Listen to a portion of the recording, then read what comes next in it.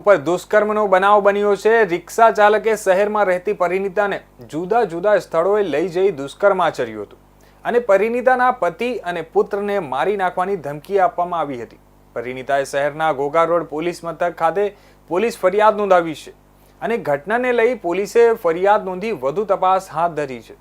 ભાવનગર જિલ્લામાં એક જ દિવસમાં 2 આરોપીઓએ સગીરા તેમજ પરિણીતા પર દુષ્કર્મ આચર્યાની ઘટના પ્રકાશમાં આવતા ભારે ચકચાર મચી જવા પામી છે।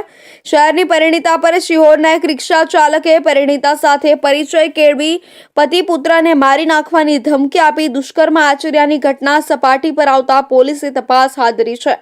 ભાવનગર શહેરની એક પરિણીતા એક રિક્ષામાં બેસી શહેરમાં અવરજવર કરતી હતી, જે વેળાએ શિહોરના રિક્ષા ચાલક અફઝલ દસાડિયાએ પરિણીતાને ભોળવી પરિચય કેળવ્યો હતો।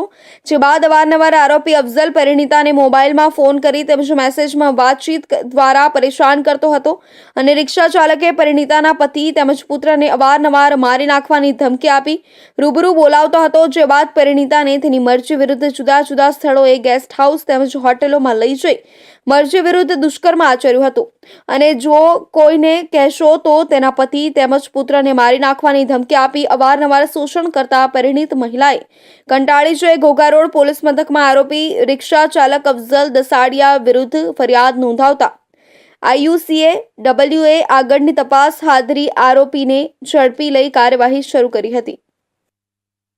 રાજકોટ